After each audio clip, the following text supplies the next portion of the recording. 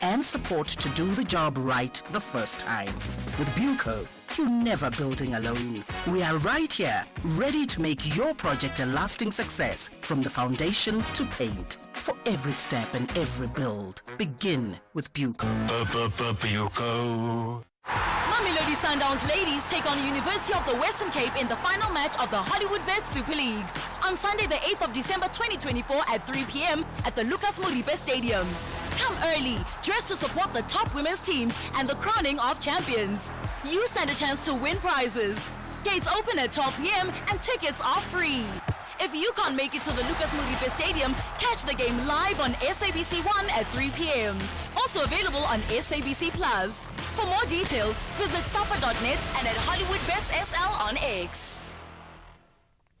Wrap up the year with big savings. Get low-cost insurance designed for older cars. With Outsurance Essential, accident claims are paid out in cash, so you can choose the panel beater you want to use wherever you are this December. Add motor warranty, which covers you for mechanical or electrical breakdowns. Get saving with Outsurance Essential for unfinanced cars older than 5 years and valued at less than 130,000 Rand. SMS CAR to 43187.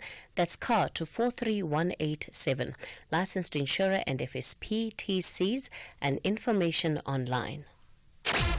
The Talking Point with Cathy Mohlahlana. Weekdays, 9 a.m. till midday. It's 9 after 10 o'clock. Welcome to the second hour of the show. Coming up in this hour, we are going to be getting into our Municipal Watch feature. And today we're looking at the Inzika Yetu local municipality. It's out in Kofimvaba, in a village called Umtingwevu Lukolweni. And we'll be hearing more from locals there. Much of the issues that they're experiencing, of course, centre around service delivery. They did come together to try and change things for themselves. They put money together, build a bridge, but now the municipality has said that bridge has to go down. So we're going to try and hear from both sides and understand what then the way forward in this situation is going to be. Before we get to it, your WhatsApp voice notes from the open line. Good morning, Cathy. This is Peter in Hasvater. Cathy, unimplemented bylaws in our country, it goes down to human trafficking. Now, I've got a question. The BMA, whose tender is that one? Who's running that tender? If we can just get the person who's running that tender, then we will know exactly. It will lead us to the head of human trafficking, especially illegal mining. Thank you. Good morning, Cathy, and good morning to SFM listeners. Cathy, I just want to wish everyone a happy festive season, especially my favorite listener, Kutana in Rosebank. Stay blessed, stay safe, arrive alive till we meet again next year. Thanks very much. This is Tapelo in Zanin. Hey, this is Cathy and all SAFM listeners. Good morning. Well, the miners have been pushed to the deep end of the mines in some parts of the country by syndicates. And this goes to show, Ms. Cathy, the ignorance of the office of the presidency of having not looked at the issue and concluded that they are illegal miners. Yet we all know everybody in this country is innocent until it's proven otherwise. So this is Andile from Stakespruit in the Eastern Cape, near to borders. Morning, Cathy. I think with regards to this illegal mining in Mpumalanga, there's always a political connection. So I think we'll have to look no further than the Premier's office in Mpumalanga, because he surely would know what's been happening in this province and why this illegal mining has been going on for so long. There has to be a political connection that is permitting these people to continue to loot the resources of South Africa, Vince, Cape Town. Morning, Sisikate is so frustrating. These illegal miners, they're just talking about their hunger, they're talking about firearms underground, they're talking about forced labor. Nobody's talking about who is behind this illegal mining. The syndicate. This gold, where is it processed? Underground or on the surface? Where is that plant for processing this gold? Because you have got to process this gold. And where is it going? Where is the market? Who is taking the gold from the shaft to the surface for processing? They are not talking about this. They are just talking about forced labor. They are just talking about being hungry. Who is behind the illegal mining? Those people must ask, the police must ask, the lawyers for those illegal miners, the human rights, so-called human rights, they must tell us who is behind this illegal mining. Listen for. Hi, Cathy, it's Dumsy in Cape Town. I think we should stop calling informal operations or informal businesses illegal businesses, because the acts that govern the different businesses in those sectors was only limited to those big industries. Like the Minerals Act does not cover informal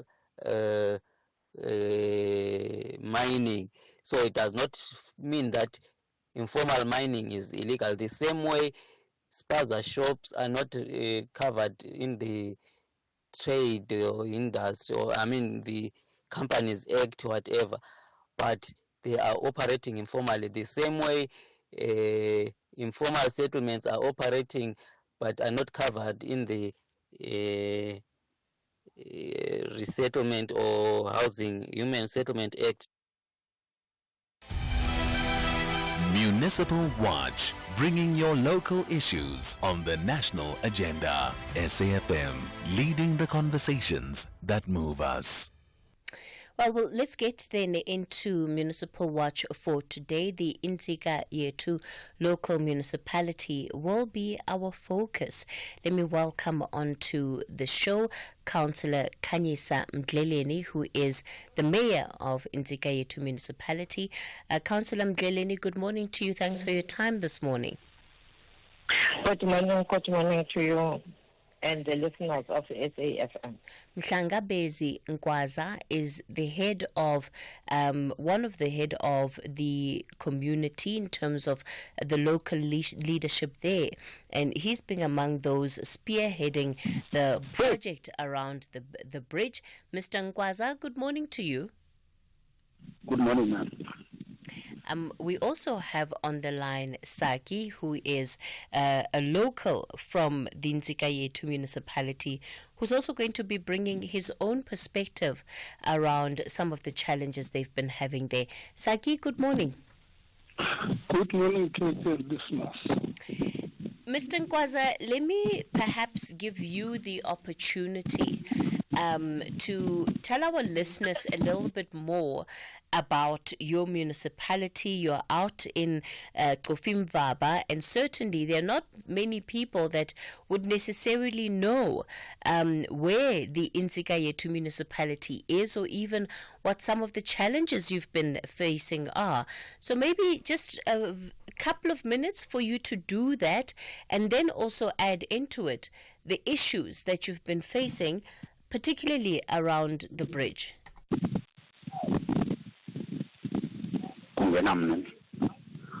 Okay.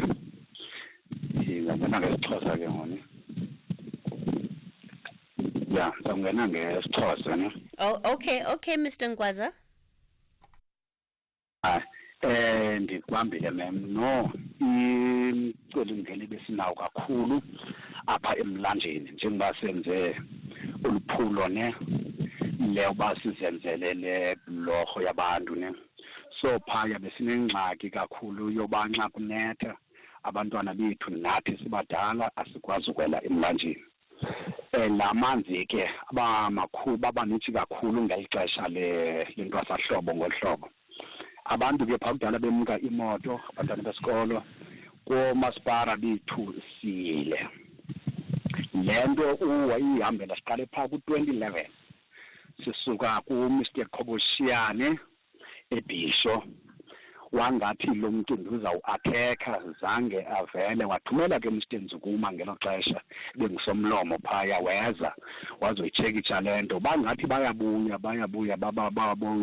toti ngoku ne apha kwintsika yethu Masiparithi uMrs Kholiswa Vinjwa ibinguye ngela xesha uyayazi nabo sebesuka apha ne bazoyibona lento azange sifumane luncedo that's why sincameke ngoku sangenelela ngokunokwethu saqokelela imali ekuhlaleni bamasizenzele lento ngoba kulimala thina sithi abonzakalayo phaya kulamlambo.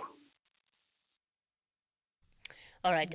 Mr. Nkwaza, thanks for that breakdown. So basically, he talked about the difficulties that they have been having, especially in the area after they've been heavy rains. It's very difficult for them to get around because they don't have a bridge that assists their movement over some of the water that they have there. And, he says that it's not only difficult for the school children, it's also difficult for the adults too. So they had reached out to the municipality. He did mention one of the officials that they were dealing directly with, but those complaints fell on deaf ears, and that's when they decided to come together and raised then their own money to try and build this bridge. Saki, let me give you then a chance to come on and then speak to us about the different processes that have taken place when it comes to building this bridge and why it is that the community felt it needed to take this matter into its own hands. Yes, Cathy, for many years, the civilians has been suffering a lot. Just across the river, there is a high school there, and things are going that side.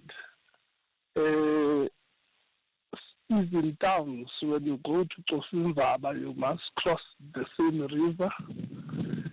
All these years, there are always incidents. People are drowned there, motorists, and I can mention the family of Mohlahlana. I can mention the family of Nwele and Mr. Mateta, who lost a car in that place. As a result, in our local meetings, we illustrated because we could see that the municipality does not attend to it. Then we decided that let's do something as with us. Then we have started to collect some funds, plus 400 per house, although it was not forced. Whoever want to offer, even those who our children stay in Cape Town and in other provinces, they contributed. Then we started. Then we got some poles, the telecom poles from ESCOM. Then they were delivered. Then we started building the bridge. Now it is almost finished. People are crossing now. For instance, in the last few weeks, there were a lot of rains and floods, but we were able now to cross. Was there ever a bridge there, Dadisaki? I can't hear. Was there ever a bridge that was constructed between? There was, there was never a bridge constructed between across that river. So all these years we've been crossing without the bridge. So during the summertime, when there are rains, our children can't go to school. So we have to phone and arrange with the school. For some days, sometimes we go in the morning and ask our children to cross. So when you are assisting them to cross the river, is there a part where the river is maybe shallow? I'm trying to understand how it is that over all of these years, the community has been able to go back and forth despite the fact that there was never a bridge built there in the first place? Well, Katie, I would say the villagers were very patient all these years, even before 1994. But our municipality also identified the problem. They know it very well. They promised to help. Then we have been patient all these years. And perhaps that's a good point then for us to bring in the mayor, Councillor Mgeleni. Councillor, before we get into the dynamics of what the municipality wants to see happen with this bridge, let's start with that question. Why was a bridge never built in this village, given just how much they actually need a bridge connecting the two ends of the village, and also the safety concern of it? Good morning, and good morning to the listeners of the SAFM. Good morning also to the members that are Mr. Saki and Mr. Mshangabezi. I'm Councillor Tanya Samveleni, the Mayor of Insekayethu Municipality. I think to answer the question is, why was the bridge never constructed? The Insekayethu Municipality is a rural municipality which is dependent only on grant. So in its capital grant, that is the municipal infrastructure grant, with all 210 villages of Insekayethu, with all of them bad roads, some of them because of the weather, because the roads are constructed through Isabonge. So this is one of our talents, that the bridge of Umtingwevu up to today is not constructed. But as Insekayethu, we didn't keep quiet about that. The Trisani District Municipality, which is the support of the locals, the Department of Transport from the province, the office of the Premier, they know about the situation. And as the mayor of Insekayethu, we do have an application to which we were assisted by the Premier Mabuyane on the Welisizwe bridges that the Premier is busy assisting all the local municipalities of Eastern Cape due to our budget constraints that we have. So that bridge, the application is at Welisizwe. We are waiting for the approval of that application so that the bridge will be constructed for that particular area. Councillor Mgeleni, are you saying to me that within the last 30 years of this democracy, and I don't know how long you've been the mayor of Insekayethu for, so absolutely there would be some kind of track record handover that you received from your predecessors. But the point is that within this 30 years of democracy, there hasn't been any long-term planning, even if it is through the use of the infrastructure municipal grant for the construction of a bridge for this area. That planning simply has not existed because there is no money, as you say. In the local state, that planning is not existed because of the budget constraints, as I have alluded before. Because that bridge, we do assess it and see that it will cost more than our budget that we have as the Nzega municipality, or else it will take all the budget for that particular financial year, and all the other wards will not have any project in that particular year if we can. So let's talk about how much you have costed this bridge to be. How much is it going to cost you to build this bridge? That bridge, without the professional field, it costed about 20 million. Without the professional? Without the professional field. Remember, Msasaz, that as the municipality, we use the consultant when we are doing in each and every project of any nature. So as in Nzega, the assessment was done by our officials. So that's why the assessment of that 20 million that will cost that bridge, we are saying without the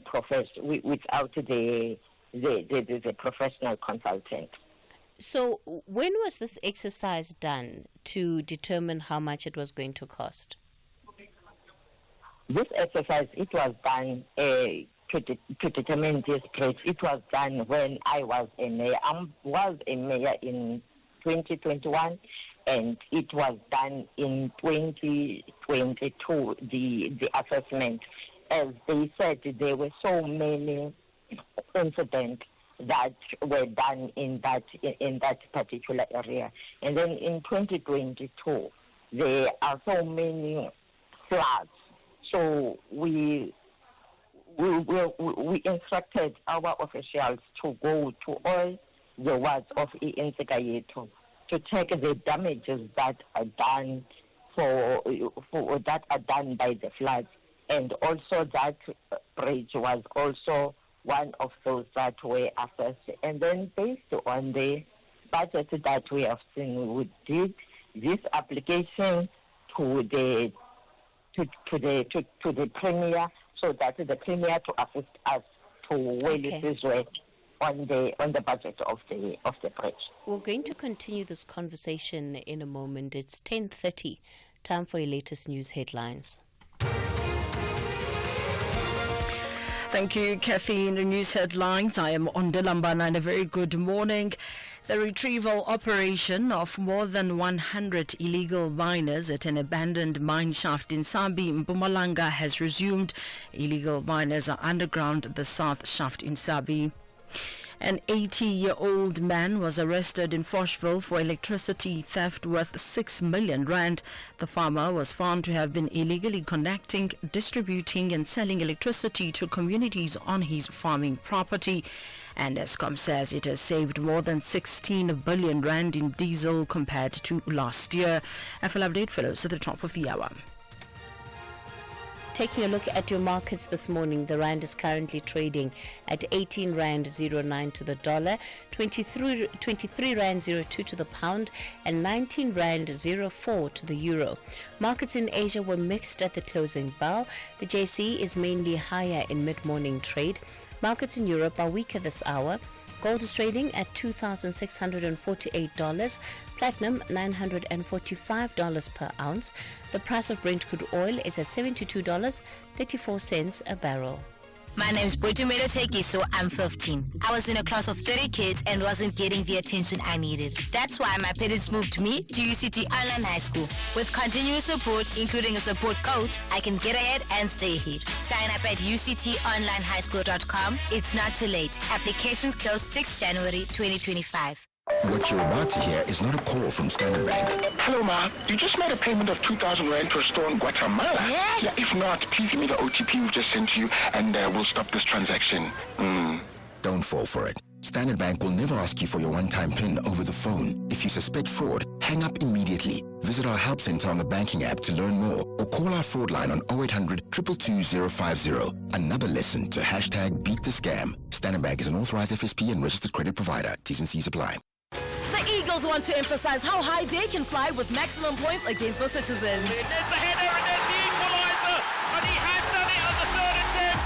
This could be a big, big moment in the season of Crystal Palace. However, the defending champions are navigating an ideal path back to the summit. Grealish, and the shot is blocked, and the rebound goes in!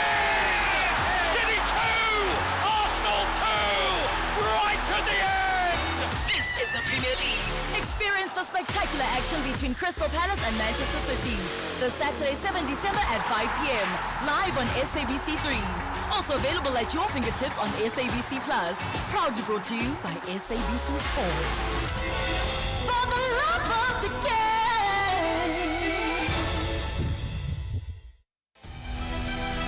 Municipal Watch, bringing your local issues on the national agenda. SAFM, leading the conversations that move us. We continue with the conversation on the talking point. We're looking at the Intsikayetu local municipality. Residents there have been complaining in particular around the construction of a bridge.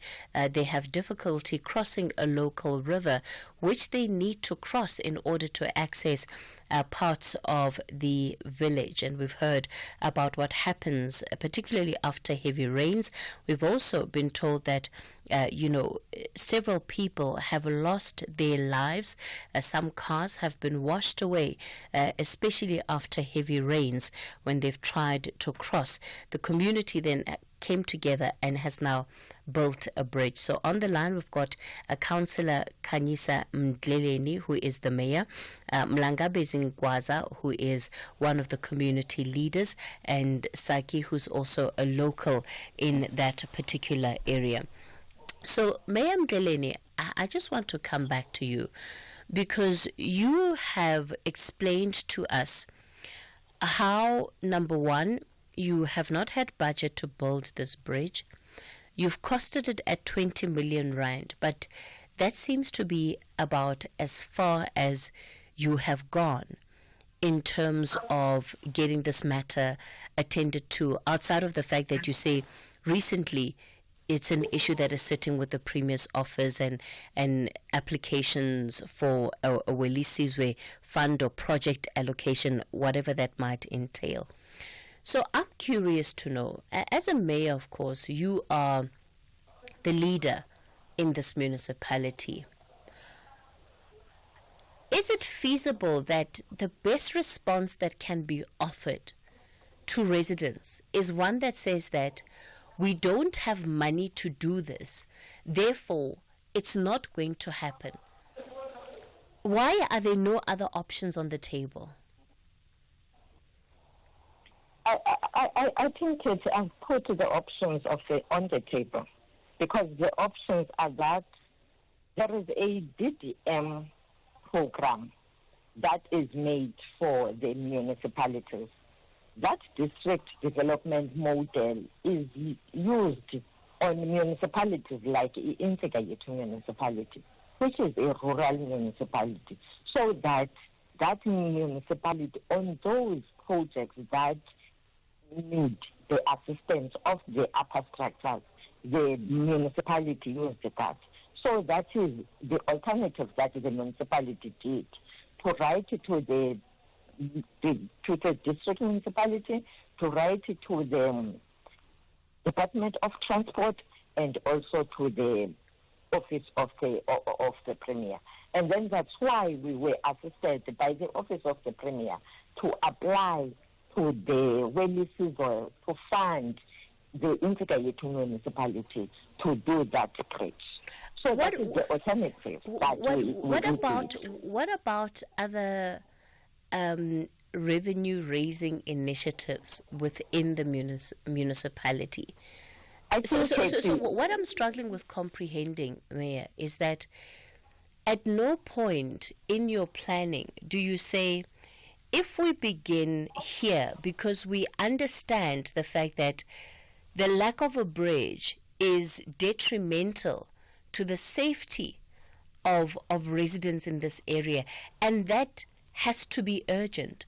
So I'm not getting the sense that this has been a matter that is urgent, for your council, that it is a matter that needs to be dealt with expeditiously? Kathy, I think when I said integrated municipality is one of the rural municipalities, that means there is no revenue that is collected by the municipality, which can even in a financial year to collect the revenue, we can't even exceed a 1 million. We can't even exceed 1 million because that municipality, when we said it's rural, it is uneven to collect the revenue because the people that are staying in the municipality are the indigent. They need the municipality even then to be assisted by the municipality. There are few shops that you will collect even the waste in that particular area, and that those waste that you collecting in that particular area will not get you a revenue that will assist on the needs of the communities. Which provides the grant that we are provided, which provides an even more compelling case. Which provides an even more compelling case for why this matter should have been dealt with a lot sooner than what it is right now. No, I'm not providing complaints. That's the nature of the municipality. That the municipality is a rural. It can't make revenue. That's the nature of it. And we can't force those that we said are indigent to pay the revenue, whereas we said these people are indigent.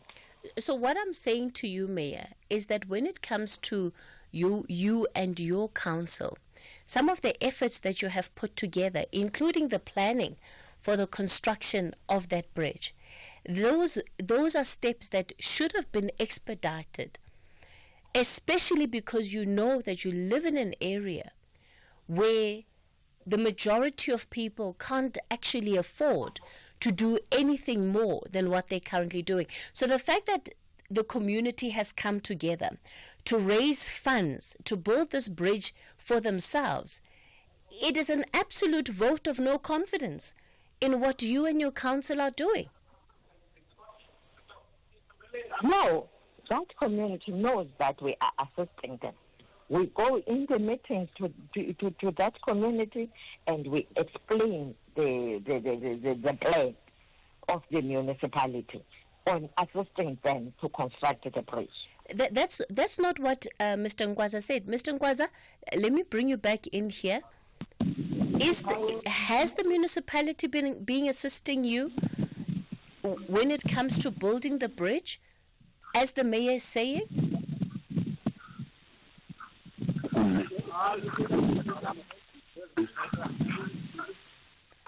Mr. Ngwaza? Hello. uMaspara uzile singamazi noba uzuthini ne. Thina sinancedo ncam ngaphandle kwentobana kuMaspara wethu owanantsika wasinika itruck elayisha ibhali yazizisa apha ne.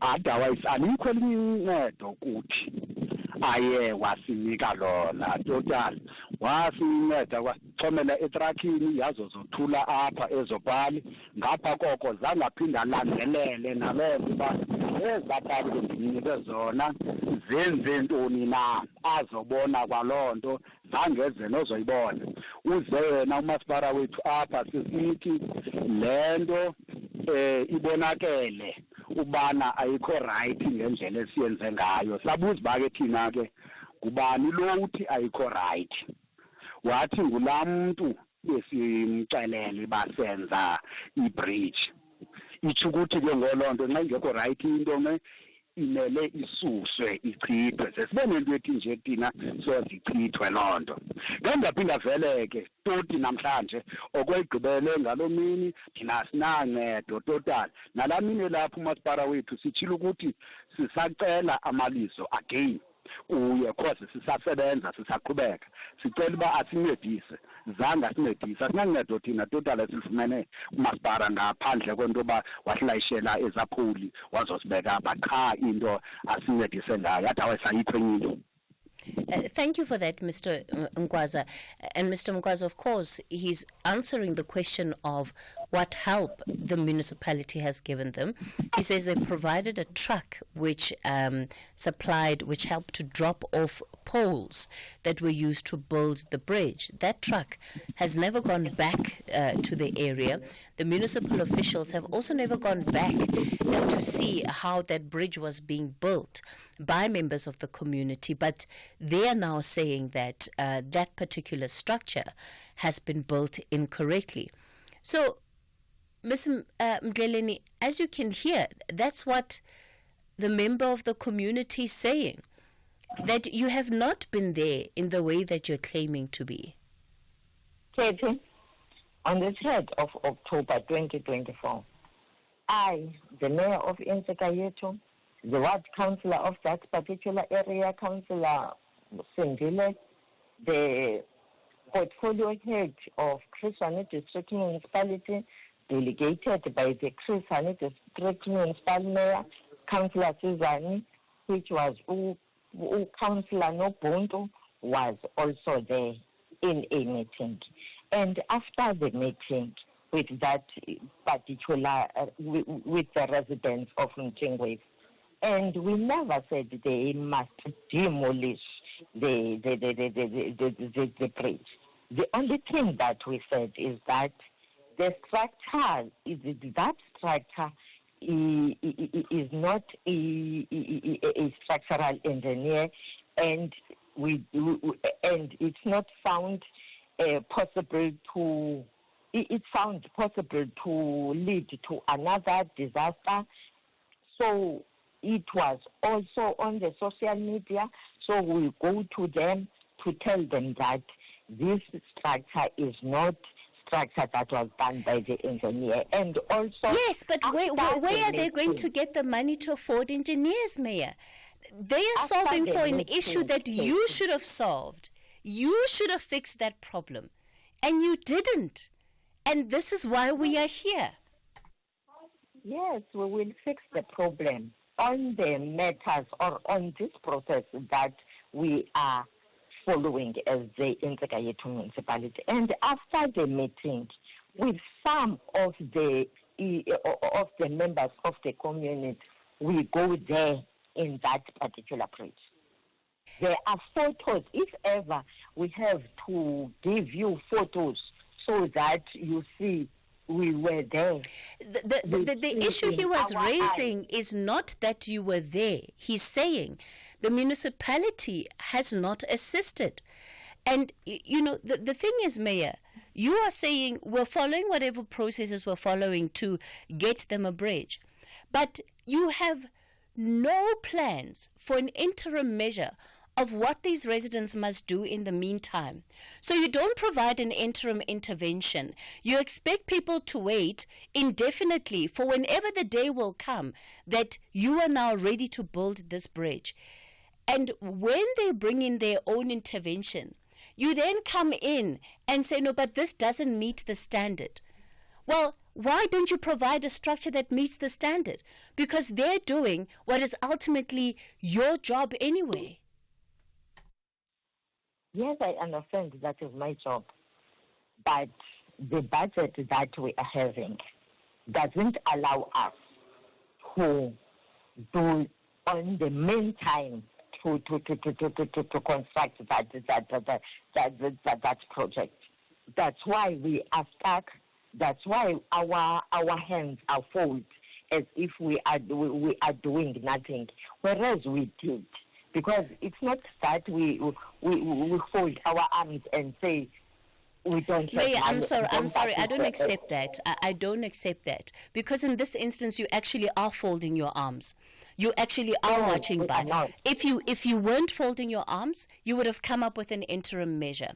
There has been no interim measure for these residents. They are the ones that are having to deal with the inconvenience of not being able to access part of their village. They're the ones whose children have to risk their lives crossing this bridge to get around. They're the ones that are losing cars just because of how there's no bridge here. So in this instance, you are crossing your arms. No, we are not folding our arms.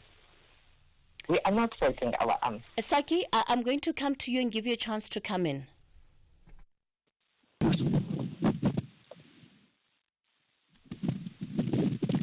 Hello, Saki, are you still on the line? Yes, madam. Yes, I'm going to give you an opportunity then to also have your say in terms of what the mayor says they are doing and what your experience as residents has been.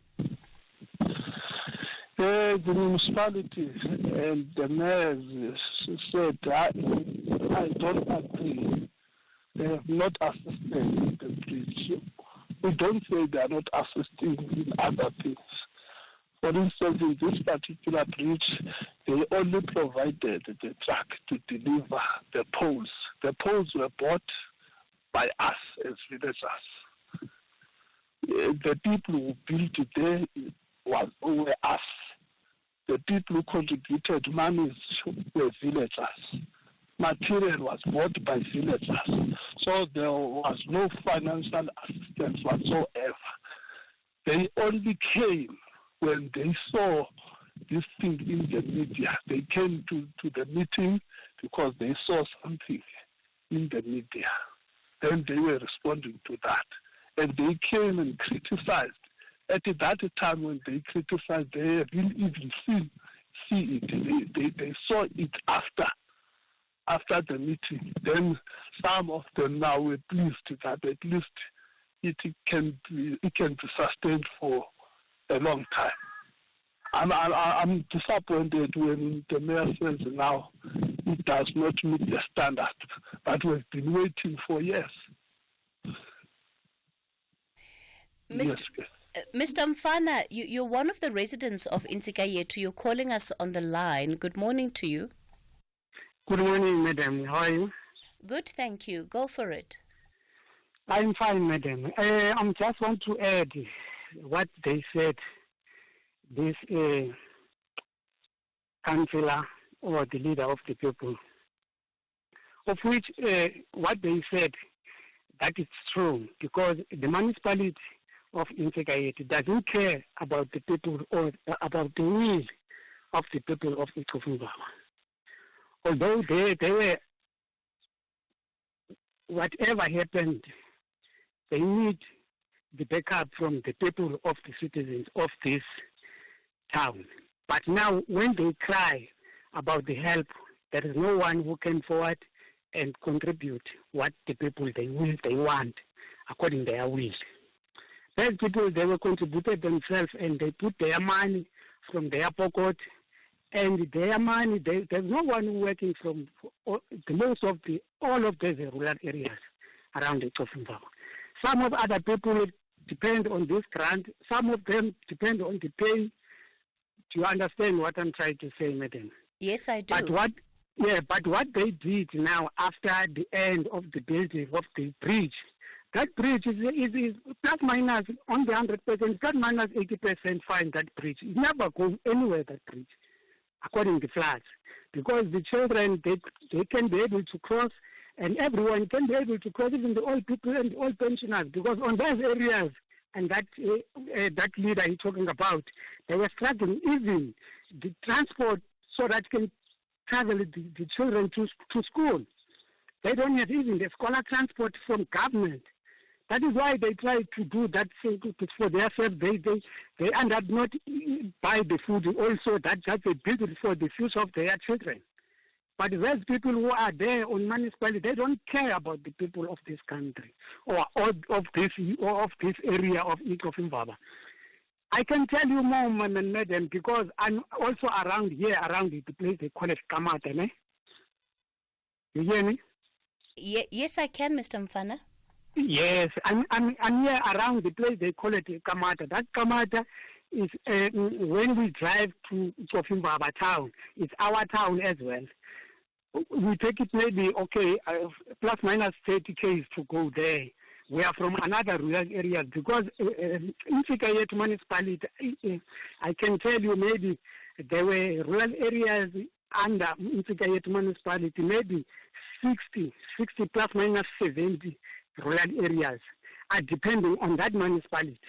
But that municipality doesn't care of those rural areas. Even around here, in my place here, we're struggling with the water, and also and even the road doesn't properly 100%.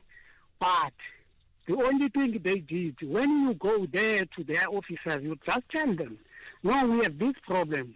Now we are just in need to be, everyone can so that can be able to help us. Okay. But what they did, they also just writing down on the books. Then they will tell you, no, we send someone who came to also find out what's happening. Nothing will happen. Even we get at water around this place, even where I am, we get at water after 5 years. Although we got an engine, we got a generator, all those generators, they come municipalities, in Figayet municipality, water, sanitary, all those people who are under a municipality, they change the engine, they put the engine, it was a fake. The original engine, until we stand up ourselves, we are a community, we just tell the people who came to fix the engine, the generators here on this area.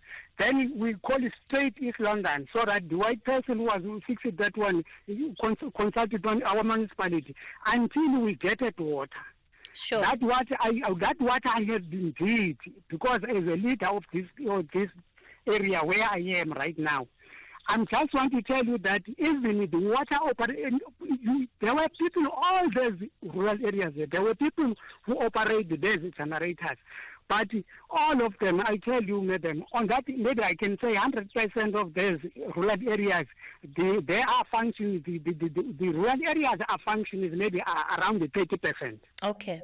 All right, Mr. Mfana, thank you for calling in and for sharing that with us. And as you heard him describe there are other examples where this community has had to come together to make sure that it's able to provide services for itself.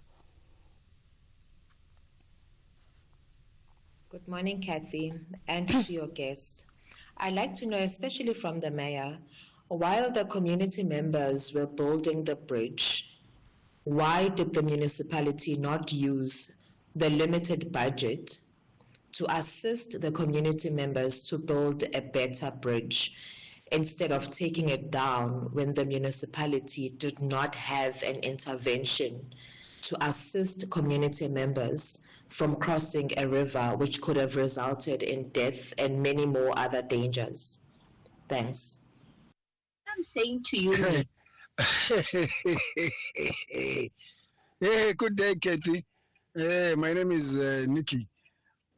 Is that mayor true in her senses when she says the municipalities is more rural than the life of the people who are getting killed every time there's flooding on that river?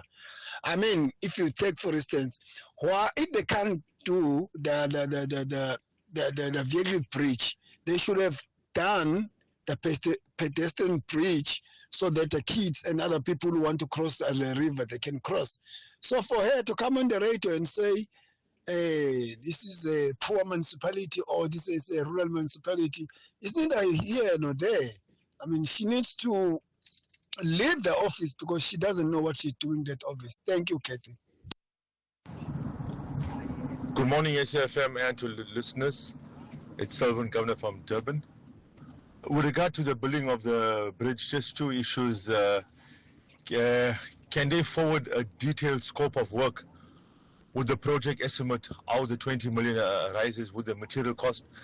And point number two is the municipality as professional engineers and consultants.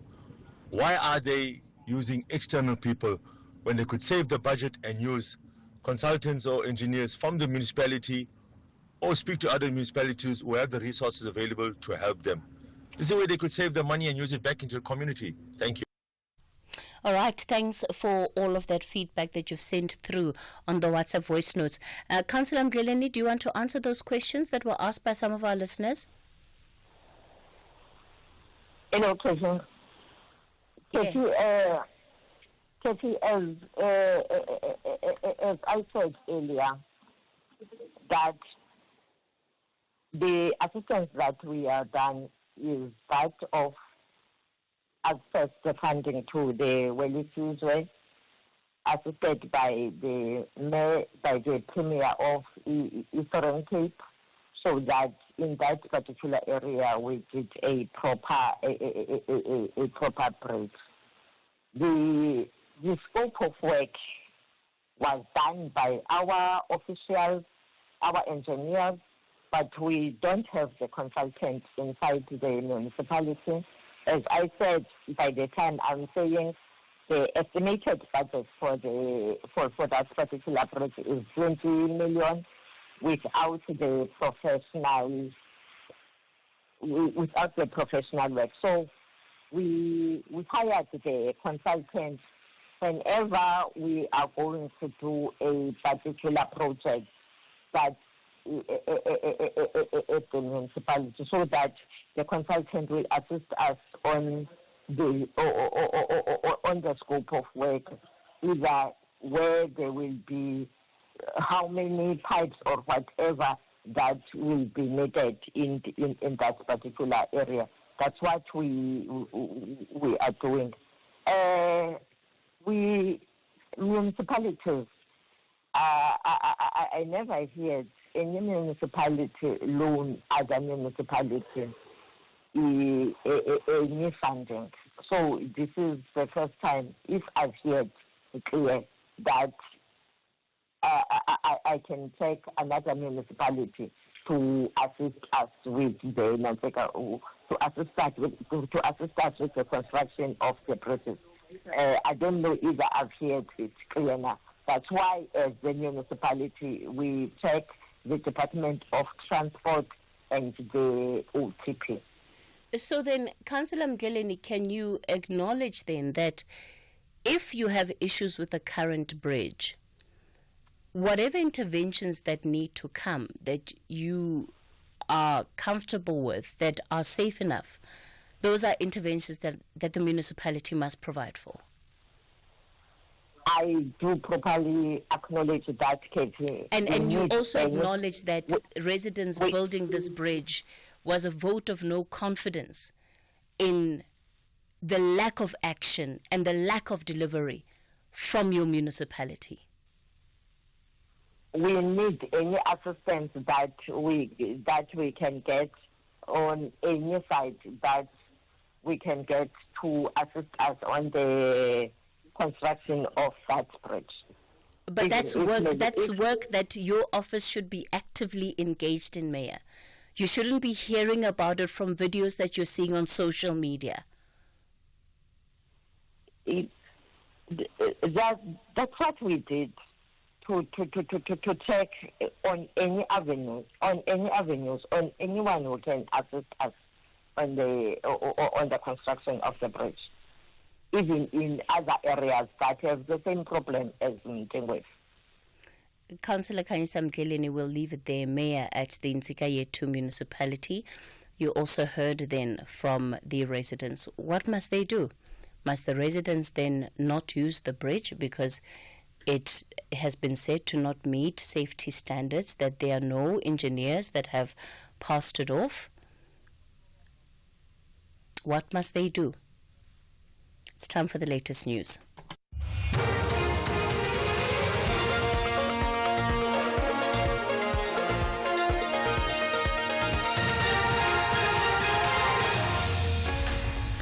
Thank you, Cathy. Top stories. A hung council emerges at local municipal elections in Limpopo, and a farmer arrested for electricity theft. For SAFM News, I am Ondalambana, and a very good morning. A hung council has emerged yesterday again at the Tabazimbi local municipality in Limpopo following yesterday's municipal-wide by-election. According to the IEC results portal, none of the contesting political parties and independent candidates garnered sufficient votes to govern on their own. The ANC got 10 seats, followed by the DA with 4. The Tabazimbi Residents Association got 3, while the EFF and the FF Plus each obtained 2 seats respectively. The Tabazimbi Forum for Service Delivery received 1 seat. Michael Makungo reports. With all votes counted, the ANC received 39.65% of the voter support, down from 47.4% in the 2021 municipal election. The DA increased its percentage from 15.3 to 16.21. The EFF also saw an increase from 10.38% in 2021 to 13.3%. The TRA suffered the biggest decline from 11% to 1.9%. The IEC is expected to announce the official results soon. Michael Makungo, Tabazimbi.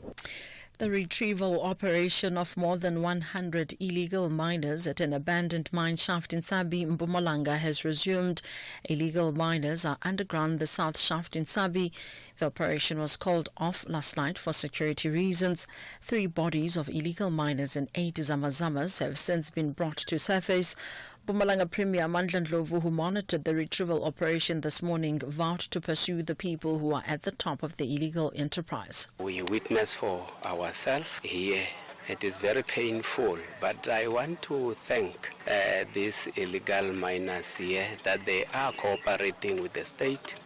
Some of them, I believe what they are saying, that when they came to this country, they were just looking for work. There is somebody that recruited them, promising them that there are opportunities here in South Africa. Instead of giving them decent work when they arrived here in South Africa, he decided to force them to be illegal miners. That's why all of them, they are cooperating, they are willing to come out.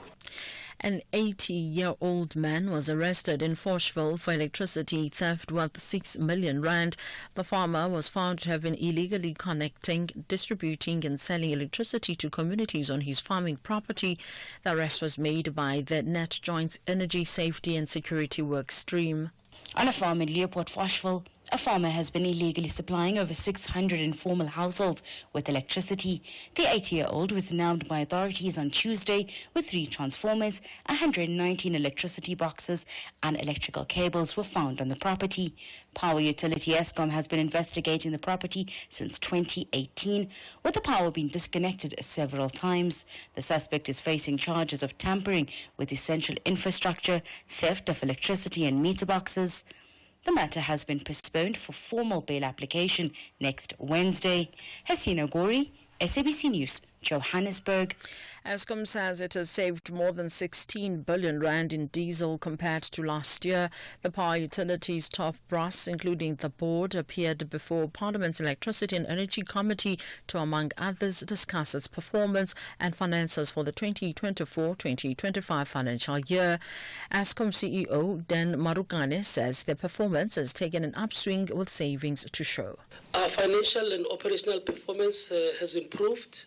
The 8 months, and that's about 252 days or so of load shedding, comes at the back of some serious improvement in terms of the generation recovery plan execution and also savings in diesel cost when you compare to last year. Former Springbok lock and the first national coach post-isolation, John Williams, has died in a Pretoria hospital after being in a coma for the past 10 days. Williams was a star player for the Blue Bulls in the 1970s and played 13 test matches for the Springboks during that period. He was appointed Springbok coach in 1992 after a successful stint as Blue Bulls coach, during which they won the Currie Cup in 1987, 1988 and 1991, but after winning just one of his 5 matches in charge of the Springboks, he was replaced by Ian McIntosh. He was 78 years old. The EFF in Gauteng will today march alongside the Swazi Lives Matter movement and other pro-democracy organizations to bring attention to the ongoing struggle for democracy in Eswatini. The Justice for Swaziland march will start at 9 o'clock at the Union Buildings in Pretoria. Pro-democracy activists calling for greater political freedom and reform in their homeland will march to the High Commission of Eswatini. Kawekazi Kumalo is the convener of Swazi Lives Matter. We are reiterating what has been on the table with regards to the human rights violations in Swaziland, the issues around the governance. Currently, Swaziland is governed by family, which is the royal family, and the people are saying we want a government for the people and by the people. And also to just really emphasize for everyone to really put attention to what is going on in Swaziland, because in Africa in particular, a lot of the African countries are enjoying fundamental rights. In Swaziland, it's still a struggle because Swaziland is ruled under an absolute monarchy, the last one in Africa, and we don't see why this should be the case, particularly when the people have stood up and said enough is enough. Becoming the top story, a hung council has emerged yesterday again at the Tabazimbi local municipality in Limpopo following yesterday's municipal-wide by-election. I am Mondolambana for SAFM News Headlines at 11:30. SAFM 104 to 107 nationwide. Leading the conversation. Whatever your need for a personal loan, choose a bank that's best for your loans. Nedbank offers loans of up to 400,000 Rand at the best possible interest rate. And there's more. Open a My Goals Plus or My Goals Premium account and you could enjoy 200 Rand cashback every month for the duration of your loan term. That's up to 14,400 Rand cashback. Visit nedbank.co.za to apply for your tailored personal loan. See money differently. Nedbank. We are a licensed FSP and registered credit provider. T's and C's apply. Your ultimate football show is on your screen on Sundays. This is Safa TV, where every episode is packed with non-stop local football fire. We're bringing you all the latest from our junior and senior national teams. From fresh updates to the inside scoop on Safa and the stars of SA football. Catch Safa TV on Sundays at 2:30 p.m. on SABC1. Also available at your fingertips on SABC Plus. Proudly brought to you by SABC Sport. For the love of the game.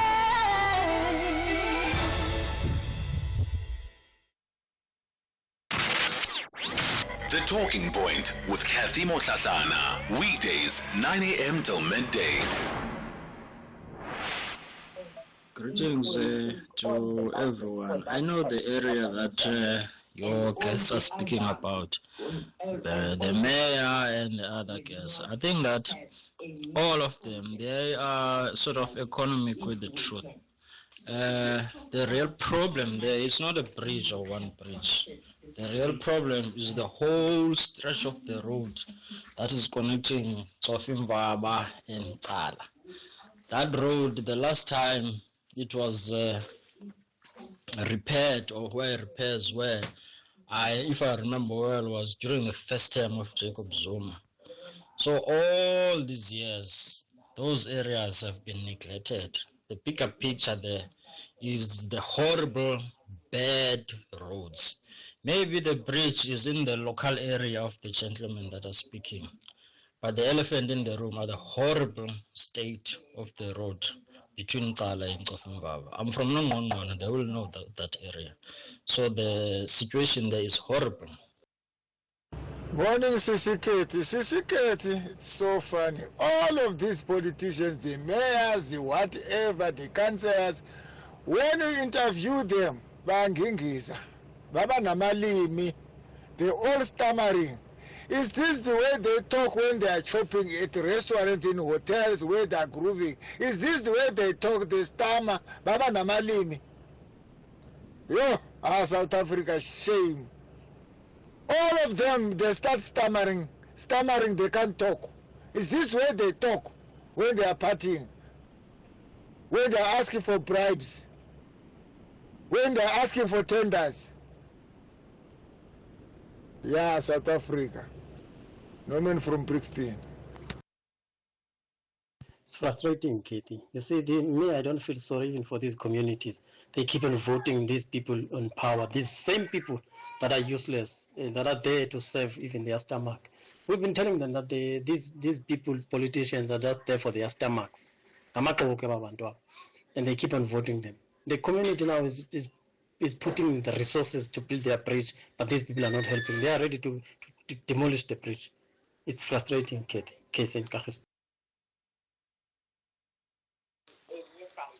Morning, Cathy. It's Mchechileli from King Williamstown.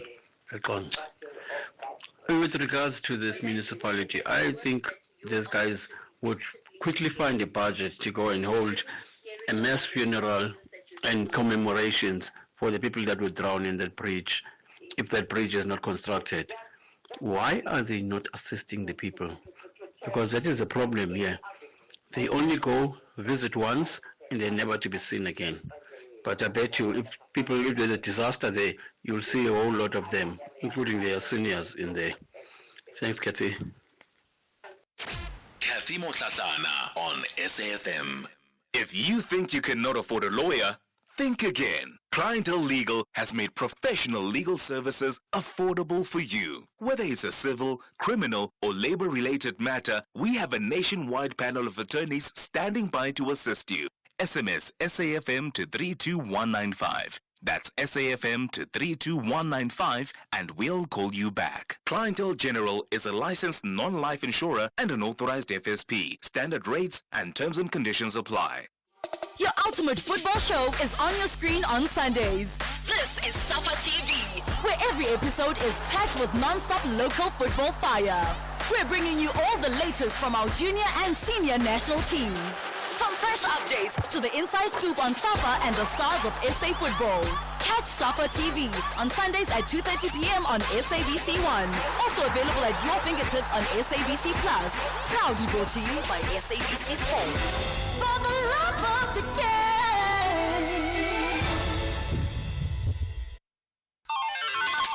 Get ready to win big this holiday season with SAFM. Text Christmas to 41391 to stand a chance to win one of 12 amazing mystery prizes. SMS lines open on the 29th of November and close on the 24th of December 2024. Winners will be announced between the 26th and the 31st of December. Each SMS costs R1.50, so hurry up and send your entries now. Terms and conditions apply. Get into the festive spirit and win big with SAFM this Christmas.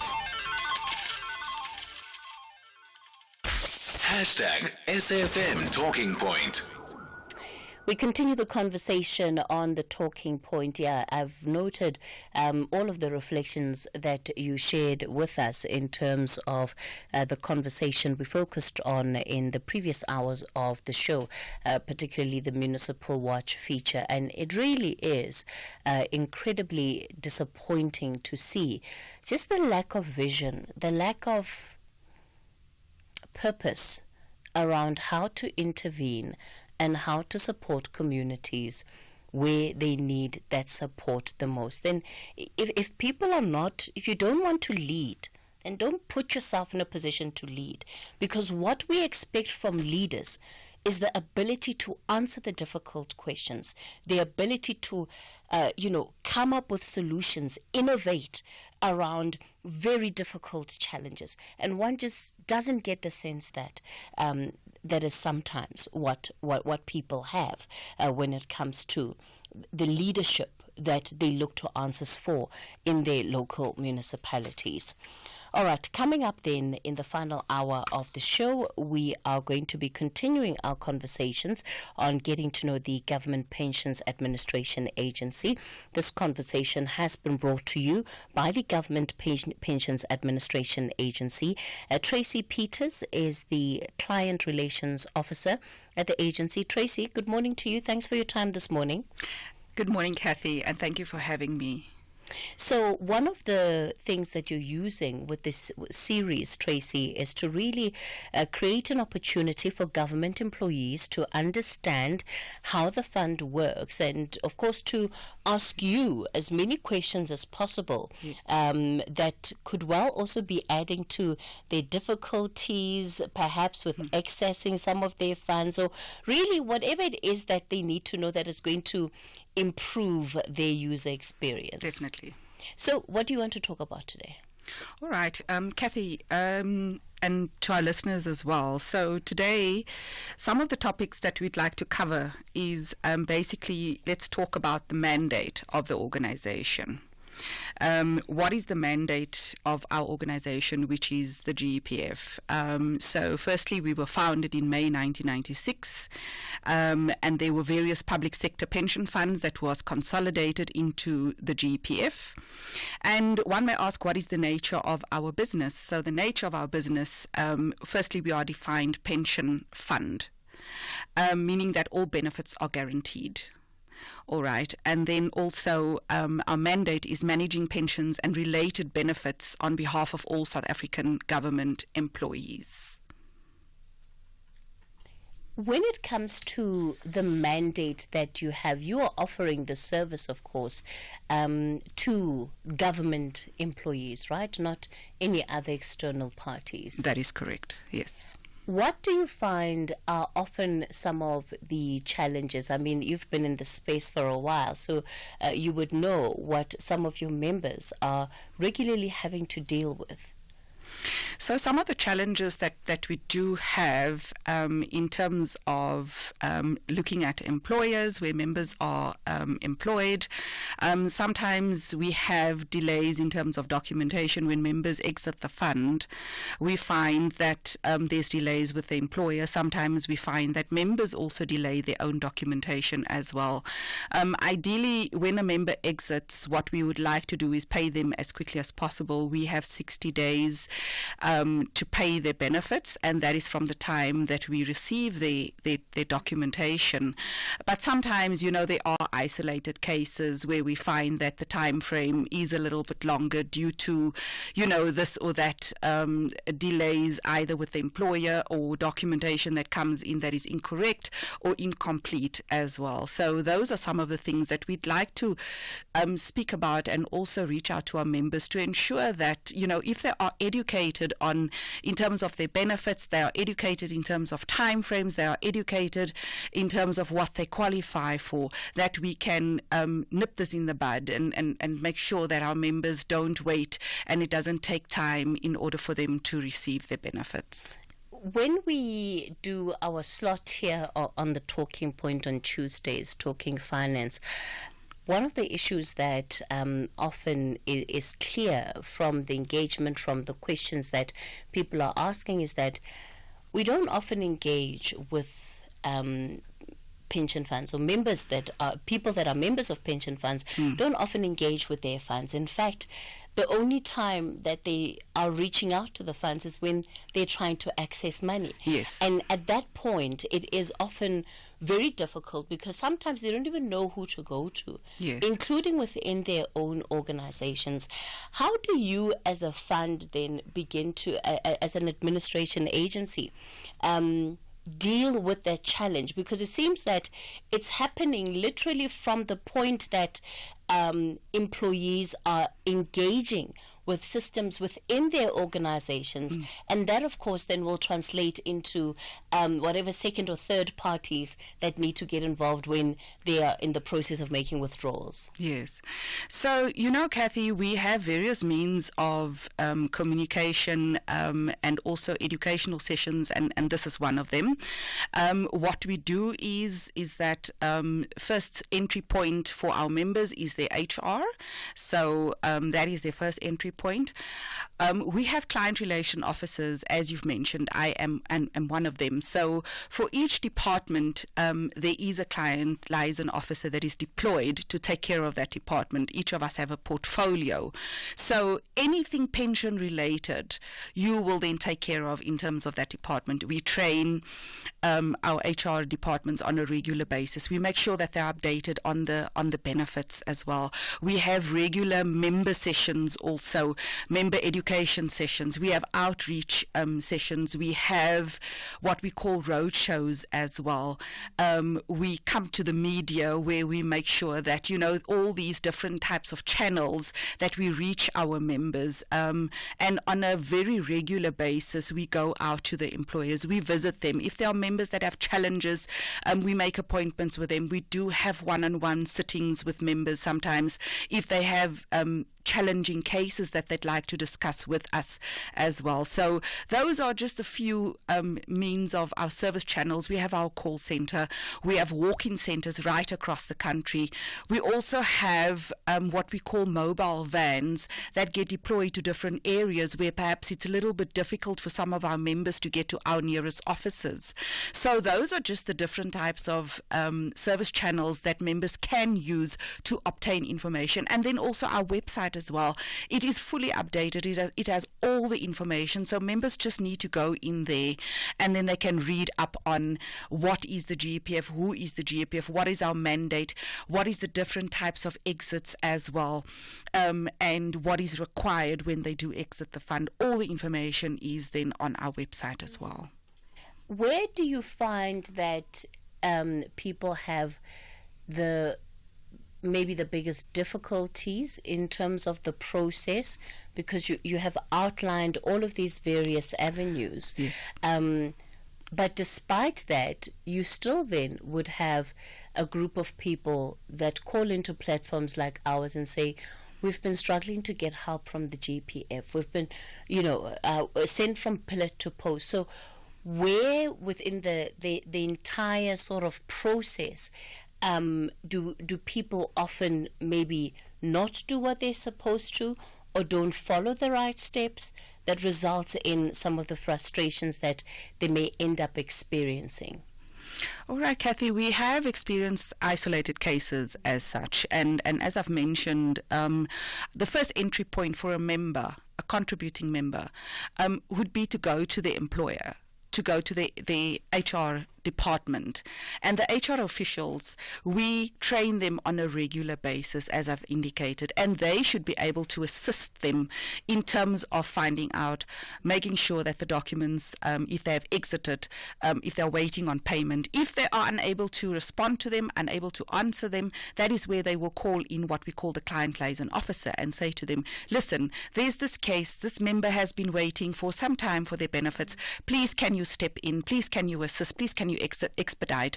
So that is basically the step that they can take. Sometimes members don't go to the HR department. They want to bypass that, So we ask them, we are pleading with them to please start with HR, because that is ultimately where the process starts in terms of where documents are submitted and in terms of knowledge as well, because HR departments have all that knowledge that they are meant to have in terms of how benefits are paid, when they're paid, in terms of time frames as well. And they also have the contact persons at the GPF that they can contact to say, listen, can you please step in here? So between the time that an application is made for a member that is exiting the plan or exiting the fund because they're doing whatever else they want to pursue in their lives, yes, if they happen to leave said employer before these funds are paid out, what must they do when it comes to having whatever challenges they might be experiencing resolved?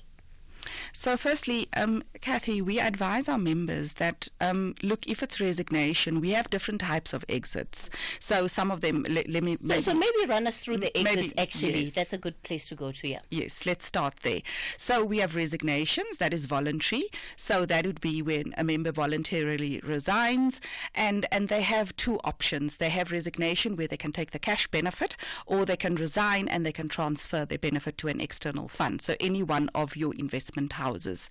And then we have retirement, and that is when a member reaches the age of 60. They would retire in terms of the Public Service Act, or even between the ages of 55 and 59, and that is regarded as early retirement.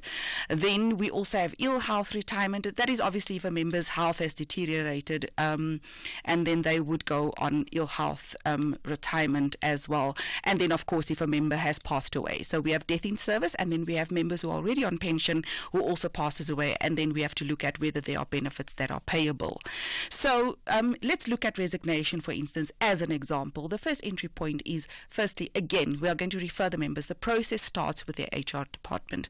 HR officials will provide them with the necessary documents that they need to complete, and from there they load it onto a system which we call PCM. It's pension case management. So it's done electronically. There are no physical handling of forms that they need to submit to the GPF. It is done electronically, and ultimately we have 60 days for processing.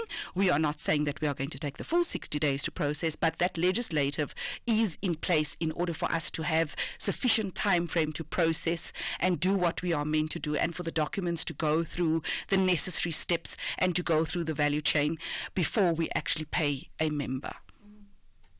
Of all of these categories, resignations, retirements, ill health, etc., where do you find that you deal with the highest number of challenges of members accessing their funds? Cathy, it would definitely be death cases. We have the most challenges with death cases. And some of the challenges that we have is either incomplete documentation, lack of beneficiary nomination forms, which we always urge our members to complete. Because we are a defined benefit, we urge our members to complete what we call a nomination form. And that is done while they are still in service. That is where they have the right to nominate who is to receive the benefit when they pass away. All right. So in the absence of that, it makes it so difficult for HR and for the GPF to determine who needs to get the benefits, because now we have to see who are the beneficiaries, who was dependent on them, who are their children, is there a spouse, is there someone that was that they were taking care of, a parent, for instance. So that is but some of the challenges that we experience. And then also we find that in some instances we struggle to find some of their beneficiaries or some of the children that were dependent on the deceased as well. So that is just a few of the challenges that we experience. When it comes to undisbursed funds, there is a perception that pension fund administrators almost deliberately do as little as possible in trying to identify and find the beneficiaries of those that have passed on. And obviously, it goes without saying why it would benefit the fund to do that, right? Because it just increases the reserve. Speak to us about that and just the extent that you do go to deal with this matter. Already I'm seeing some of our listeners that are calling in are going to speak to that issue. Yes. So, yes, there is a lot of what we call investigation that goes into death cases, if I can call it that. So if, for instance, we receive a death case and there is 5 beneficiaries, let me make an example of 5, and we only have information for 3.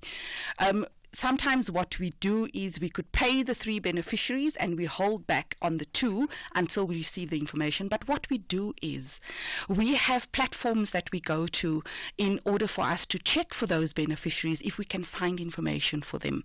We contact the credit bureaus. We look at home affairs. We actually go as far as interviewing family members. We have what we call a tracing company that is actually deployed to go out and search and look for those beneficiaries for whom we have very little information or we have outstanding information for. So we go to great lengths in order for us to try and pay those beneficiaries. So I would definitely say we do actually go and we go out there. We physically go out there at times as well. Our tracing company would actually drive into a certain area trying to find the address that they have. Tracy, yes. I'm going to pause you there. We'll continue in a moment. It's time for the latest headlines. I'm also back with your calls. Thank you, Cathy. In the news headlines, I am Ondalambana and a very good morning. A hung council has emerged yesterday again at the Tambazimbi local municipality in Limpopo following yesterday's municipal-wide by-election. The retrieval operation of more than 100 illegal miners at an abandoned mine shaft in Sabi, Mpumalanga, has resumed. Illegal miners are underground at the South Shaft in Sabi. And the case involving South African Football Association President Denny Jordan and his two co-accused has been postponed in the Specialized Commercial Crimes Court at Palmbridge to next Tuesday for urgent applications to be heard. A full update follows at the top of the hour.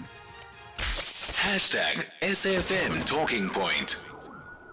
We continue the conversation on the Talking Point, and this conversation has been brought to you by the Government Pensions Administration Agency, and they, of course, are wanting to educate their members, particularly members that are part of the government employees pension fund, around how they work. Tracy Peters is a client relations officer for the administration agency. So I'll also be taking your calls for Tracy on 086 000 2032. If you've got any specific questions you would like her to answer, the number to use for the voice note line is 0614 104 107. So Tracy, I cut you off before we went to headlines. Anything else you want to add in terms of the processes that you follow when trying to track down beneficiaries before I start bringing in our listeners? Thanks, Cathy. I think we would just like to urge our members once again to make sure that their nomination forms are updated. It is so important. Because we often find that members still are under the impression that we pay according to their will. Because we are defined benefit, we are defined in terms of our rules. We do not consider the will when we have to make a payment when a member has passed away. So complete your nomination forms. Make sure that they are regularly updated. You don't have to wait until HR reminds you to complete this form. Make sure we have the necessary information. It asks for contact details. It asks for addresses, alternative contact details, and then also ensure that we have certified copies of the IDs or birth certificates, whether it is children, whether it is dependent, whether someone is factually dependent upon you. Make sure that you complete those forms on a regular basis. Make sure that they are updated so that when you do pass away, that we do not struggle to make payment. Sia, you're calling us from the Eastern Cape. Good morning. Good morning, Cathy. Thank you for the opportunity. My mother was a worker at the Department of Health. She was then on a pension, and then she passed on in 2022. We went to the GEPF office in the Eastern Cape, and my father became the beneficiary, which then subsequently he received the contributions monthly. However, in 2023, in July, he passed on, and then the bank, I don't want to mention the bank's name, they closed the account. But then we received a letter that's saying that GEPF has about an amount of 15,700 rands. But now we don't know where to go about and accessing that amount because my father is late as well, and we have 2 children. So how do we go about getting that sorted out, or what's going to happen going forward? All right, Sia. Good morning, and thank you for your question. So you said in 2023. So I think what you are referring to, and you'll tell me, or correct me if I'm wrong, you're referring to the funeral benefit. So basically, we've already got the funeral benefit, because remember, when my mother passed on, my father was still alive. Yes. And then when the wages that had that in terms of the GEPF, we received the funeral benefit. I think it was 15,000 then. All right. And then my father then became the beneficiary of GEPF, receiving contributions monthly. Yes. But then he passed on, and then I'm not sure if GEPF was paying on that account, but the letter that we received was 15,700, saying that there's an amount that is there at GEPF. But now my father is late, and it's only me and my brother that's living. Sia, can I just ask you, the 15,700, was that what your father's monthly pension was? And did the bank close the account before your father actually received his monthly pension? On which day of the month did he pass away? It was in July, on the 23rd. On the 23rd. And when was he receiving his pension? On the first of the month or on the last working day of the month? last working day of the month. All right. If he was receiving it on the last working day of the month, then that could have been, then there is a pro rata payment that is due to you. I would say that you need to approach our offices, but that payment will be paid to the estate late account of your father. So it means you might have to open an estate late account, and then the monies will then be paid in there. But I need you to approach our offices, one of our nearest offices, and then they will guide you further in terms of which documentation that you need to complete. We might have to just check on the system as well, just to get some more details. All right. Maybe before you leave, will you leave your contact details and numbers so we can get in touch with you? Because when we call the offices, the line, we got the toll-free number, but you keep on, you hold the longest period ever. All right, Sia, we need to make use of the service channels. If you are unable to get hold of us on the telephone, there is an email address. I'll read that out at the end of the show. Otherwise, you can also then just visit the office directly as well. All right, thank you so much. Thank you, Sia. All right, Sia, and sorry about the loss of your parents, eh? Oh, thank you so much. All the best to you and your siblings. All right, thank you so much, Cathy. Let me go to Nkandla. Tamsanga, good morning. Morning. My story is, I was looking for Department of Health. That was long ago, about 1995. I worked for about 3 or 4 years and I resigned. Yes. And then, I went there, I think about 10 years ago. Okay, I went to the office of GPF. And they found my name, everything that I was there. I worked in one hospital in Devon. And they referred me to the HR department. And the HR department could not find my file. Yes. And that was it. So they could not help me. On GPF computer system, they can find my name and everything. But HR, they got no document. How do I help this? All right. From my side, I would say that I need to emphasize that in order for us to pay you, I'm assuming you have not been paid, and we were able to pick that up on the system. So your employer, where you were employed at the time, they need to send that documentation to us in order for us to pay. So they need to check in the archives. If they do not have your file with them, they need to go to the archives and try and find the file. But unfortunately, without your documentation, your exit documents, together with the necessary attachments, we cannot make a payment. I will have to refer you back to the HR, and you need to insist that they try and find your file and go into the archives. You think we can find the file for something later than 1995? All right, but was there a reason why you did not claim back then? Hey, man, I took it for granted. And now that's about 20 years ago. Yes, 10 years ago. The payment has already prescribed, but it will have to go to our legal section. So they will have to submit to us whatever they have, and then we'll see what information they can provide us with. But it has to come from HR. So if there's nothing, then nothing can be done. I'm not saying that nothing can be done, but HR needs to make some kind of effort to try and find. They need to look into the archives as well. That is why I'm referring you back to them, and they need to look into the archives. Sometimes they do find those old personnel files in the archives. Okay. Yes. Tamsanga, just hang on. Tracy, when you talk about the payment prescribing, what does that mean? I think it's important for you to explain that.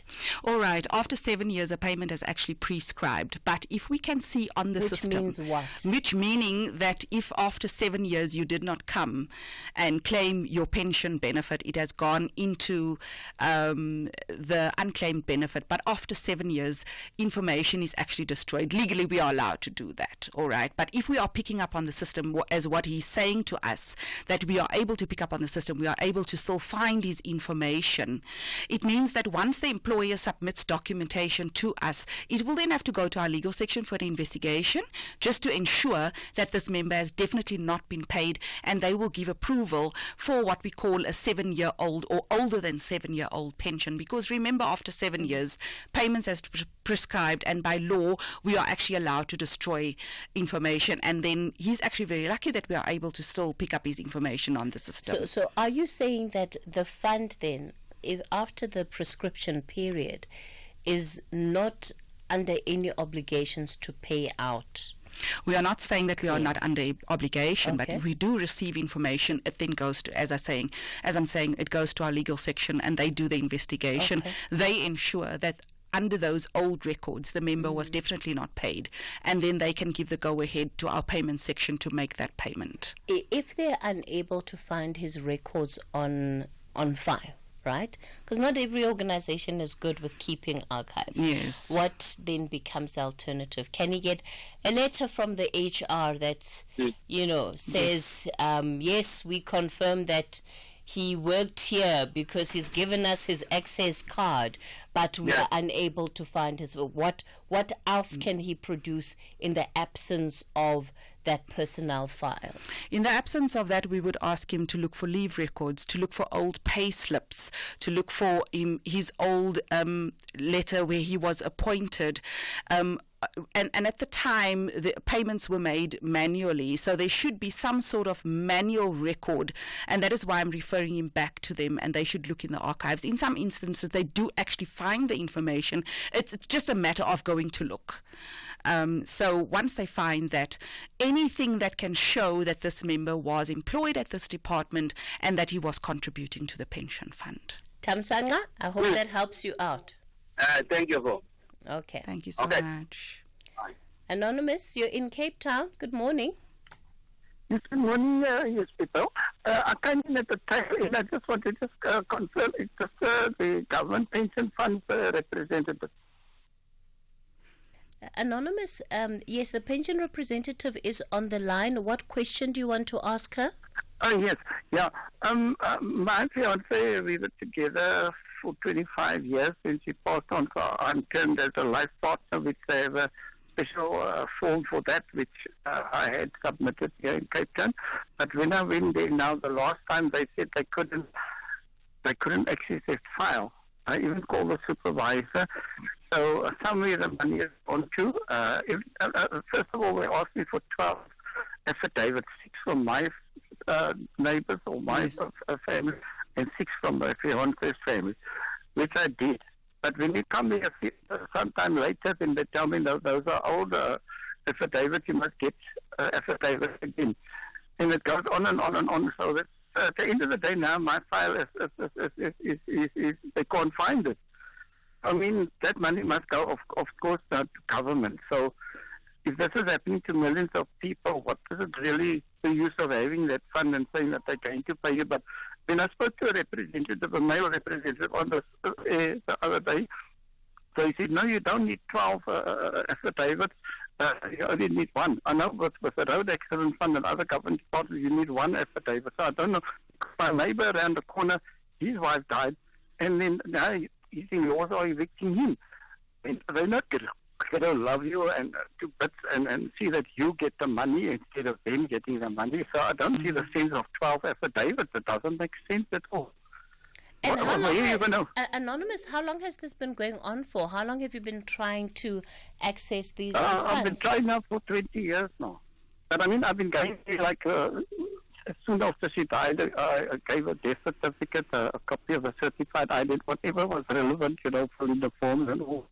So there wasn't any problems in the beginning or at all. So, but I'm just saying, still I'm out of pocket now. So who do we consult? I mean, all right. What's the use of having a department if you're not going to get any money? The money is going somewhere. It's going back to government or something because it's supposed to come from them basically, or from the pension. The pension is a different department than the government. They're supposed to pay the money. All right, Anonymous, maybe for the sake of our listeners, let me just explain. You've asked us a question and said, how do you apply? So can I ask you, did you complete what we call the life partner application form? Did you complete such a form? I did all of this. Secondly, I'm a 99% blind person, right? So, say for example, if I have a problem with the city council to pay for them for their rates or what, they will send a vehicle out to fetch me and take me to the office there or whatever. They don't have any sort of a special department that will assist you if you're either illiterate or mental or blind, as in my case. Just that they weigh you down. I mean, 12 affidavits, I mean, that's not, I don't think that is legal. I mean, they can make it legal by saying, okay, that's what we require, but at the end of the day, they know that you can't get 12 affidavits from neighbors and that, because if the people don't want to give it to you, they just don't want to give it to you. Look, you know, not everybody knows your neighbors. I'm saying I don't even know my neighbors. Yes. You know, so I don't know what is the sense of that. I mean, I verified that she is my fiance. We've been living together. We got insurance together, both our names and all that, and they paid me out and she passed on. It wasn't a large amount, but anyway, that was proof that we were together, you know. All right. So I don't know what else they required. And I was in the wall. My name was Let's give Tracy an so opportunity to answer, Anonymous. Let's give Tracy an opportunity to answer. All right, Anonymous. I think offline we'll take your contact details. This is a bit of an isolated case. We'll take your contact details and then I will call our Cape Town office during the course of today and then see what we can do, how best we can assist you. I think that would be the best. Anonymous, thanks for that, especially, of course, because you also need additional support to what maybe people who are not visually impaired would need. Let me bring in this question from one of... So Lebo, let's take Anonymous's details and pass them on to Tracy after the show. Good morning, Cathy and Keith. I just want to find out... my sister and her husband worked for a government institute since 1989. Now, when my sister passed on, the husband was alive, and they have 3 daughters. But for some unknown reason, only the one daughter could get information, knowingly that they never change anything on the policy or anything. We don't know how. And now the husband has passed on, and still the daughter is also now just... we tried calling in on behalf of the other 2 sisters to find out how is it possible, because they are the beneficiaries.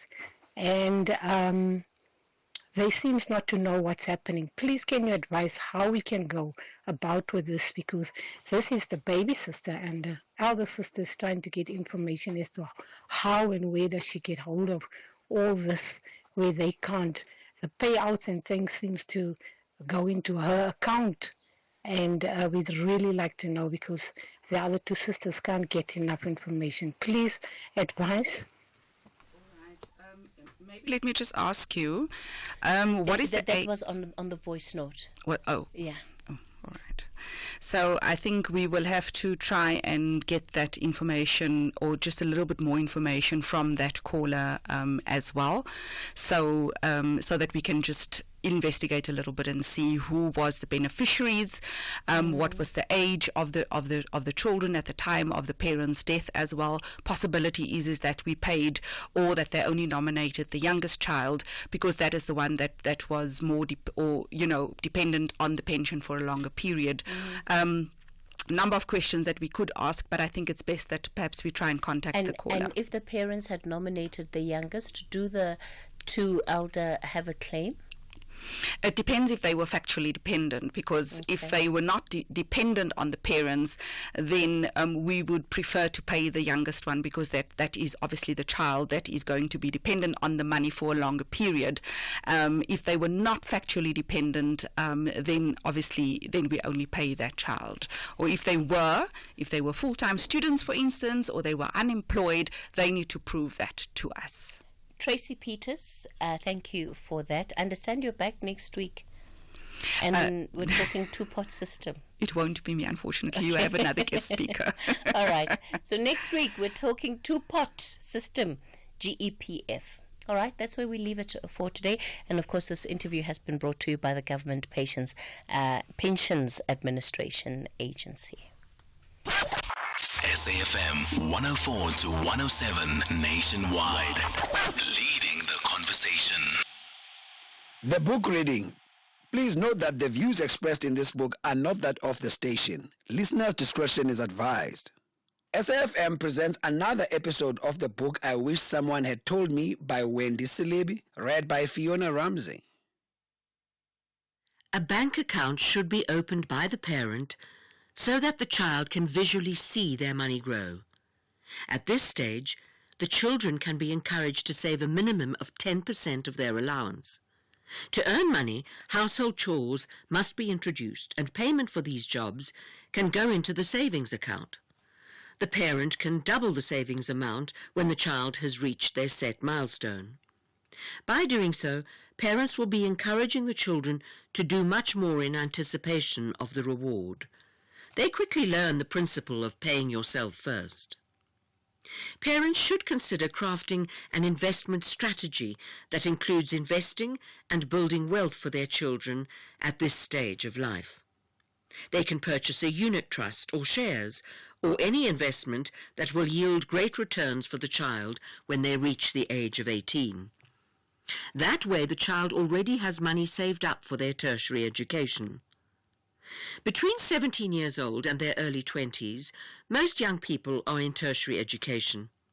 Some students receive bursaries, some stipends from their parents, and others probably have side hustles that provide them with income.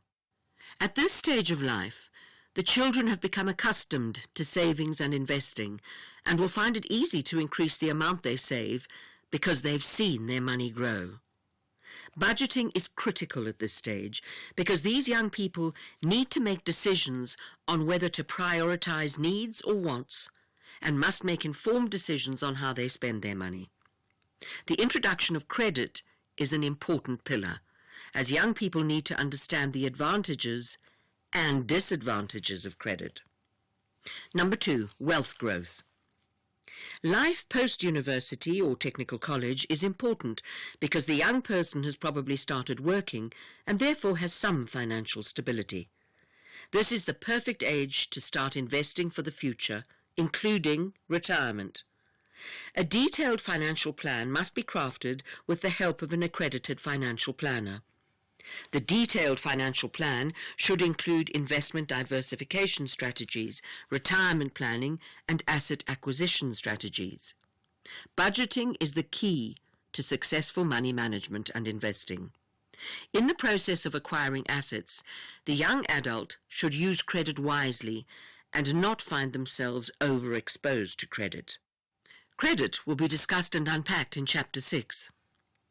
In this stage, people who are married and have children are included. Their financial plan must cater for the future education of their children, investing towards that as soon as the child is born. Additional considerations include medical aid, wills, shares, unit trusts, bonds, and retirement annuities. These investment instruments will be unpacked in Chapter 8. The pre-retirement life stage begins at 40. This is the year that is declared as beginning of life. The year that follows should be used as preparation for the end of your working life, leading to retirement. Those who are still acquiring assets need to plan that debts be settled on or before retirement.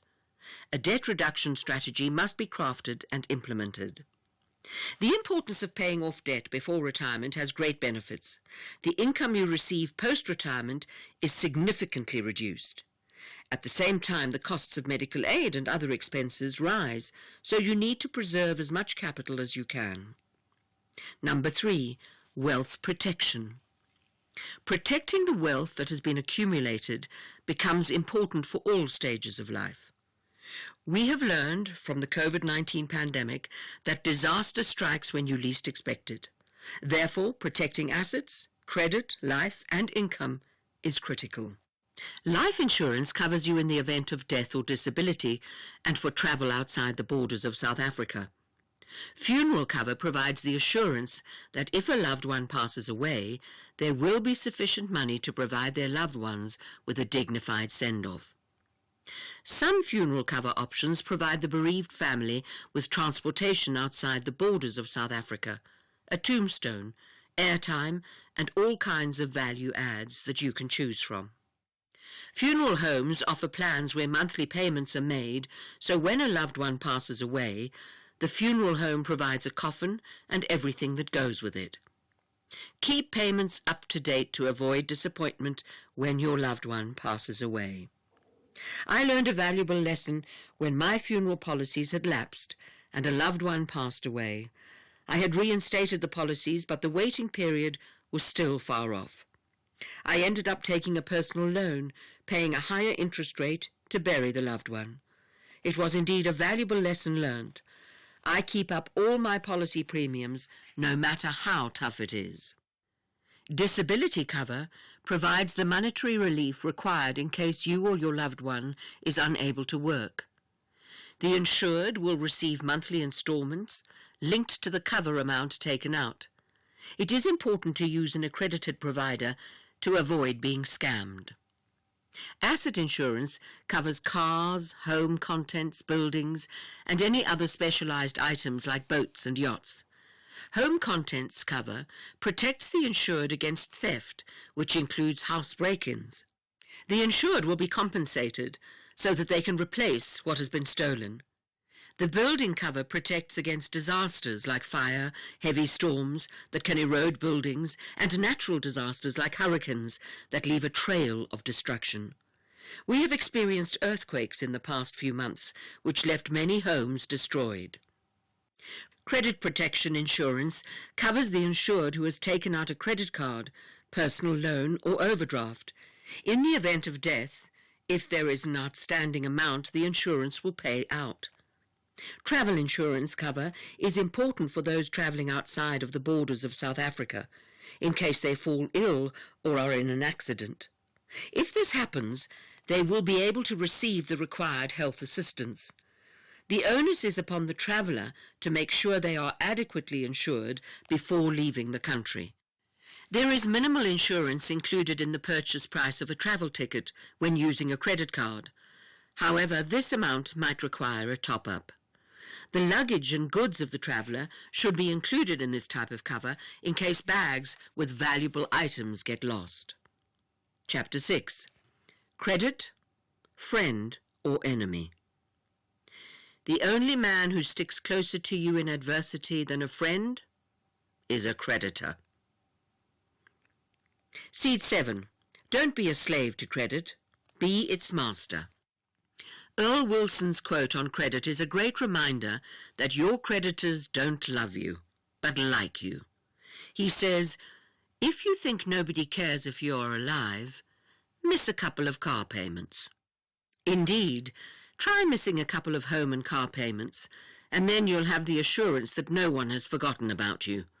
In short, your debt never dies. So the first step to taking control of your money is to stop borrowing. Worldwide, people are experiencing the aftermath of overextending themselves with credit agreements and ending up insolvent or under debt review because they have not understood what credit is and how it works. Definition of credit.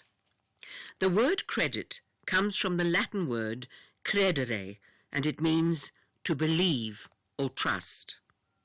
Credit is a legal agreement between lender and borrower that allows the lender to acquire assets and pay for them later. The credit lender, usually an accredited financial institution, lends the money to you based on the trust that the debt will be paid on time and according to the credit agreement. The credit agreement is a legal contract between both parties, lender and credit provider, which stipulates the terms and conditions. That was another episode of I Wish Someone Had Told Me, written by Wendy Silibi, read by Fiona Ramsey. The book is available online on www.wendysilibi.co.za. It is broadcast on SAFM at 11:45 Monday to Thursday on The Talking Point. It is produced for the station by Vovi Patala, read by Fiona Ramsey, technical production team, Wiseman Mangele, Nanda Koza, and Tato Maporuma.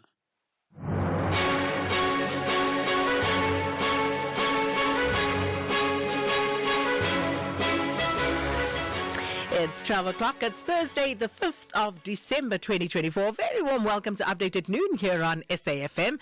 And leading the conversation, I'm Sakina Kamwendo. Coming up in the next hour. This will tell you the kind of how rife this illegal mining in this place is. And it seems as if it's becoming a norm. More illegal miners are said to be trapped underground at an abandoned mine shaft, this time in Sabi in Mpumalanga. We really do hope that the South African Airways Pilots Association and SAA can come to an agreement as soon as possible. This time of the year, so many people are travelling. And South African Airways pilots reportedly declared plans to embark on a strike today, and this over a wage dispute. Coming up in sport. South Africa choose to bat first in the second test against Sri Lanka. Off to a poor start, but Temba Bavuma is not messing about, and I'll bring you some football and golf news. It's the Nedbank Golf Challenge. Well, I can't wait. John Jericho, those results and more later on in the show. But please share your views with us. 41391. That's our SMS line number. You'll be charged R150 per SMS. You can also get in touch via X at SABC News _radio, or send us a WhatsApp voice note on 0826923.